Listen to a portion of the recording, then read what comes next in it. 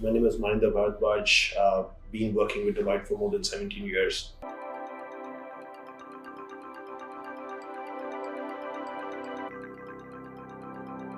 We need to go back and distinguish between technology and cybersecurity, right? So I would draw a slightly different parallel to it. Uh, let's go to the Stone Age, right? Or think a few decades back or a few centuries back, you always had a threat.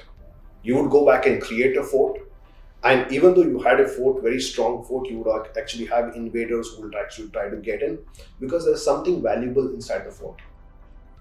And if you're going back and looking at the current situation that's basically there, in a way, when organizations have gone ahead and brought in valuable assets, and data is a valuable asset, into one single place, you have invaders who are trying to get in.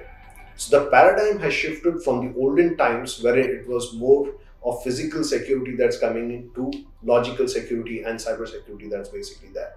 So as long as there is something valuable, there's going to be a threat, right? So while we go back and change the technologies associated with that, you're going to see the type of threats basically going back and changing. And depending on the value of the information that's basically there, you'll actually see the number of people going back and attacking those particular valuable information in a different manner.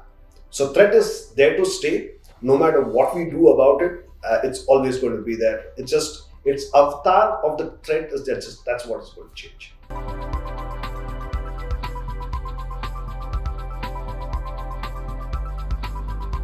When you actually go back and look at the transformation that's been occurring for the last couple of decades, you would go back and look at the CISO. A lot of times you used to go back and report to the CIO because it was more of an internal function and it was considered as something that's non-critical.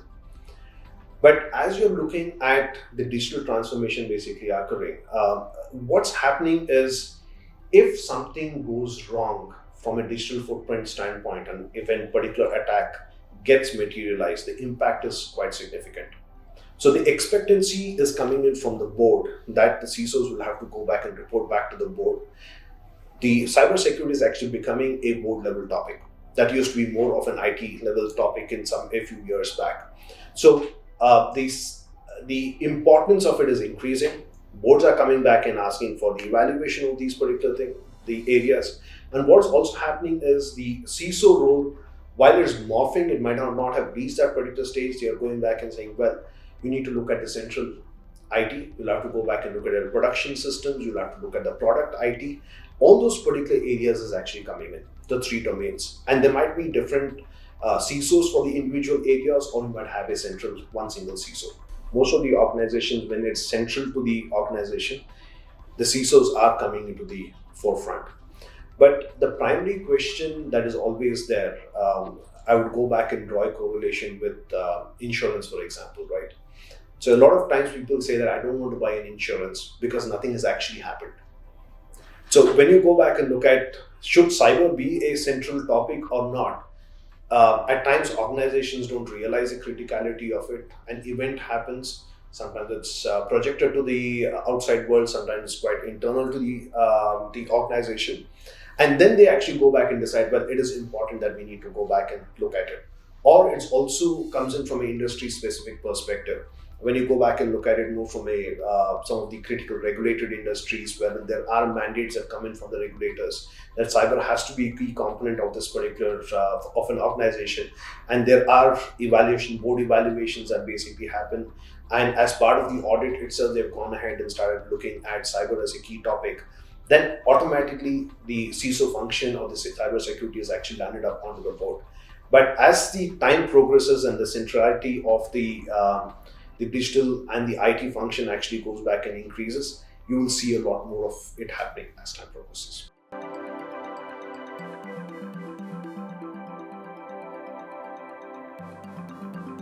It is all about a deterrent control that is coming in.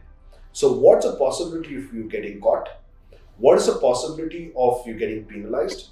And what is the possibility that you would actually have a long-term impact against you? So as long as these three factors are basically being looked at, the person is apprehensive going back and doing that particular activity. So you will see multiple countries in different domains wherein if you look at the GDPR, the laws as well, because the laws are much more stringent, people are more careful now, right? So that evolution of that particular law, sometimes the laws will become much more stringent, sometimes they'll be relaxed. That process will go back and continue. But one aspect that everyone has to remember is when you're looking at innovation, the transformation from an innovation journey to a particular place wherein it's the run of the mill. So when you have innovation, you'll not have that many regulations. As time basically progresses, you'll actually have a lot more regulation that will actually come in.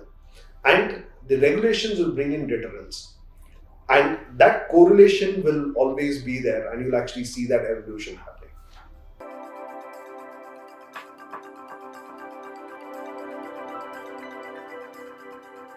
When you go back and look at the talent gap that basically exists in India as such, two aspects that actually come in.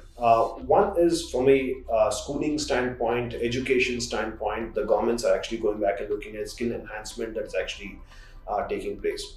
On the other end, while getting people educated and getting them to that particular level will take quite some time. What organizations can actually do is look at what is a closer proximity of people who actually have that particular skill.